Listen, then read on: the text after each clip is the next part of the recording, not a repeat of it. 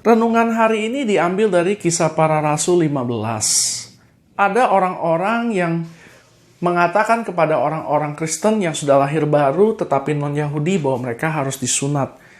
Lalu para rasul pun bersidang dan mereka memutuskan bahwa orang-orang sudah lahir baru yang non-Yahudi maupun yang Yahudi tidak lagi perlu untuk mengikuti hukum Taurat. Nah, di dalam Kejadian 18 ayat 7, sunat itu pertama kali diberikan kepada Abraham. Nah, Abraham itu bukan orang yang mengikuti hukum Musa. Tetapi kenapa dia perlu disunat? Sunat itu waktu itu menjadi suatu tanda bahwa Tuhan itu memiliki perjanjian yang kekal dengan manusia, dengan Abraham, dengan keturunannya.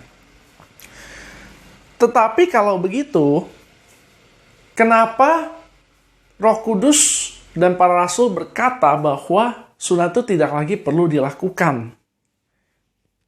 Sebetulnya Tuhan bukan mau orang itu disunat secara fisik.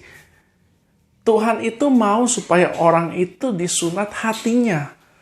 Maksudnya apa? Ketika kita meninggalkan kita punya kehidupan lama, kita menerima Tuhan Yesus, waktu itulah hati kita disunat. Jadi waktu Roh Kudus tinggal di dalam kita, kita menjadi orang yang sudah disunat secara rohani selama-lamanya. Sunat fisik itu sebetulnya hanyalah suatu tanda. Tetapi itu bukan sesuatu yang kekal. Yang kekal itu adalah sesuatu yang rohani. Dalam hal ini, hati kita adalah hati orang-orang yang sudah bersunat. Dan inilah yang Tuhan anggap penting. Yang Tuhan anggap penting adalah hal-hal rohani, bukan hal-hal fisik. Artinya, yang penting kalau kita sudah terima Tuhan Yesus, kita adalah orang-orang yang memiliki perjanjian kekal dengan Allah.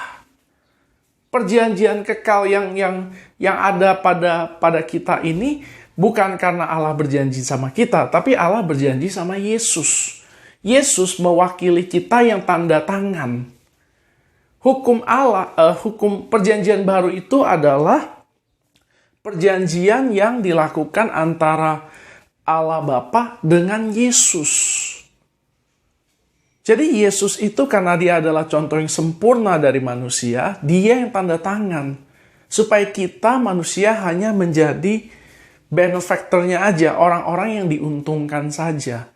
Jadi karena Yesus yang berjanji, kita menerima manfaatnya. Oleh karena itu kita sebagai orang Kristen tidak lagi perlu hidup di bawah hukum Taurat.